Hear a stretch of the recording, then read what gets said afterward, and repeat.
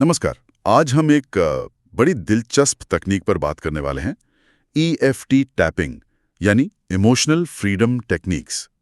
हमें doctor A Satish नाम के चैनल के लिए तैयार की गई एक स्क्रिप्ट मिली है जिसमें बताया गया है कि EFT के 7 आसान कदमों से अपनी इच्छाओं को कैसे पूरा किया जा सकता है। तो आज हम इसी स्क्रिप्ट के जरिए ये समझने की कोशिश करेंगे कि कैसे अपने विचारों, भावनाओं और ऊर्जा को अलाइन करके मतलब एक सीध में लाकर अपनी मनचाही चीजों को पाया जा सकता है। हाँ बिल्कुल। और ये जो EFT टैपिंग है ये असल में एनर्जी साइकोलॉजी का एक रूप है। इसका जो मूल आइडिया है वो ये है कि हमारे शरीर में ऊर्जा के कुछ खास रास्ते होते हैं, मेरिडियंस कहते हैं उन्हें। और जब हम भावनात्मक रूप से परेशान होते हैं तो इन रास्तों में कहीं ना कहीं रुकावट आ जाती है। तो EFT में क्या करते हैं कि शरीर के इन्हीं मेरिडियन पॉइंट्स पर उंगलियों से हल्की थपकी देते हैं, टैप करते हैं। और साथ ही कुछ मनोवैज्ञानिक तकनीकों का भी इस्तेमाल करते हैं ताकि वो जो भावनात्मक तनाव है वो कम हो सके। अच्छा, तो इस स्क्रिप्ट के हिसाब से पहला कदम है एक बिल्कुल साफ स्पष्ट इरादा तय करना। हाँ। इसमें जोर दिया गया है कि इरादा बिल्कुल स्पेसिफिक हो, स्पेसिफिक, गोलमोल नहीं। हाँ। जैसे सिर्फ ये नहीं कि मुझे पैसा चाहिए, हाँ। बल्कि कुछ ऐसा, मुझे आर्थिक आजादी चाहिए ताकि मैं अपने परिवार का ध्यान रख सकूं और बिना किसी टेंशन के जी सकूं। हाँ बिल्कुल स्पेसिफिक। और स्क्रिप्ट में ये भी बताया है कि हाथ के बाहरी किनारे पर, जिसे वो कराटे चॉप पॉइंट कहते हैं, हाँ वो शुरुआती पॉइंट होता है अक्सर। हाँ, उस पर टैप करते हुए ये वाक्य दोहराना है। भले ही मुझे नहीं पता कि मैं इस लक्ष्य को कैसे हासिल करूंगा, हाँ। मैं खुद को पूरी तरह से स्वीकार करता हूं। बिल्कुल। और फिर दूसरे टैपिंग पॉइंट्स पर भी कुछ अफर्मेशंस पुष्टि वाक्य दोहराने की बात कही गई है। जैसे कि मैं साफ तौर पर जानता हूं कि मुझे क्या चाहिए, या मेरा इरादा बहुत मजबूत है और ये पूरी कायनात, ये यूनिवर्स मेरा साथ दे रही है। ये उस इरादे को और पुख्ता करने में मदद करते हैं एक तरह से। तो इरादा सेट हो गया।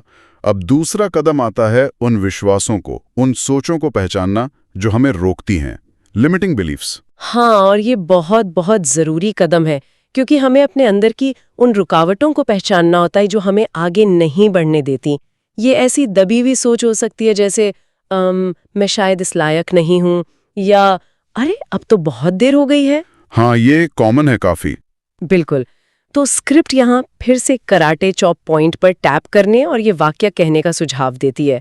भले ही मुझे ये विश्वास है कि मैं कामयाबी के लायक नहीं हूँ, फिर भी मैं खुद को स्वीकार करता हूँ और प्यार करता हूँ। और फिर इन पुरानी सोचों को छोड़ने के लिए दूसरे टैपिंग पॉइंट्स पर शायद कुछ और कहना होता है। हाँ, जैसे ये कहना कि ये विश्वास सच नहीं है, मैं इसे जाने दे रही हूँ, या मैं नई, मुझे ताकत देने वाली सोच चुनती हूँ। ये सुनने में तो ठीक लगता है, पर असल में अपने अंदर की इन आवाजों को पकड़ना यही अपने आप में मुश्किल हो सकता है ना। हाँ बिल्कुल। इसके लिए थोड़ा आत्मनिरीक्षण तो करना पड़ता है। और यहीं से तीसरा कदम जुड़ा है भावनात्मक रुकावटों पर टैप करना। उन भावनाओं पर काम करना जो इन पुरानी सोचों से जुड़ी हुई हैं, जैसे डर, शक या अपराध बोध, गिल्ट। अच्छा, तो पहले सोच पकड़ी, फिर उससे जुड़ी भावना। ठीक है। स्क्रिप्ट में एक उदाहरण भी है कि टैपिंग करते हुए अपनी भावनाओं को जाहिर करें। जैसे, भले ही मुझे बदलाव से घबराहट हो रही है, मैं अब सुरक्षित महसूस करना चुनती हूँ। हाँ, और दूसरे पुष्टि वाक्य भी हो सकते हैं, जैसे मैं इस डर को छोड़ रही हूँ, या मैं शांति और स्पष्टता का स्वागत करती हूँ। इसके बाद चौथा कदम है तीव्रता का मूल्यांकन करना, इंटेंसिटी रेटिंग। ये काफी प्रैक्टिकल स्टेप है। टैपिंग शुरू करने से पहले और बाद में 0 से 10 की स्केल पर उस भावना या उस सोच की शिद्दत, उसकी इंटेंसिटी को आंकना होता है। अच्छा, ताकि पता चले कि कुछ फर्क पड़ रहा है या नहीं। बिल्कुल। इससे पता चलता है कि कितनी प्रगति हुई है, और अगर इंटेंसिटी अब भी ज्यादा लगे तो प्रोसेस को दोहराया जा सकता है। ठीक है। फिर आता है 5वां कदम, इच्छाओं में टैप करना। जब रुकावटें थोड़ी हट जाएं तो फोकस पॉजिटिविटी पर लाना है। एग्जैक्टली। अब उन भावनाओं पर ध्यान देना है जो हम असल में महसूस करना चाहते हैं, और उन चीजों पर जो हम पाना चाहते हैं। स्क्रिप्ट में इसके लिए भी कुछ पॉजिटिव अफर्मेशंस दिए गए हैं, जैसे मैं प्रचुरता, अबंडेंस के साथ अलाइंड हूँ, अच्छे मौके आसानी से मेरी तरफ आते हैं, मैं अपनी इच्छाओं को पाने के लिए तैयार हूँ। और इसमें शायद ये महसूस करना जरूरी है कि वो चीज हो चुकी है। हाँ बिल्कुल। उस भावना को महसूस करना जैसे वो अभी सच है, ये बहुत महत्वपूर्ण बताया गया है। समझ गया। छठा कदम बहुत आसान है, सत्र को समाप्त करना।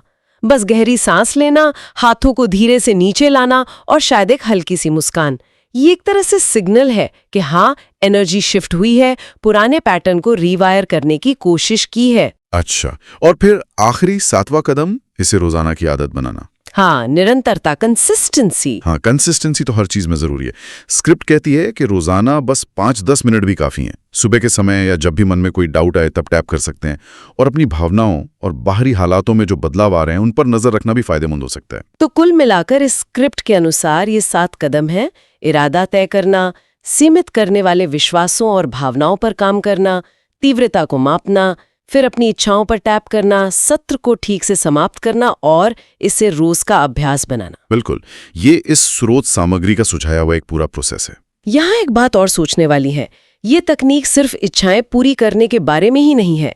ये असल में सेल्फ अवेयरनेस बढ़ाने, मतलब खुद को बेहतर समझने और जो भावनात्मक बोझ हम लेकर चलते हैं उससे हल्का करने का भी एक शक्तिशाली तरीका हो सकती है। ये एक अच्छा पॉइंट है। तो शायद हमारे श्रोता ये भी सोच सकते हैं कि इस तकनीक का इस्तेमाल जिंदगी के और किन पहलुओं में किया जा सकता है, जैसे शायद रोजमर्रा का स्ट्रेस कम करने में या अपना आत्मविश्वास बढ़ाने में। बिल्कुल सोचने वाली बात है।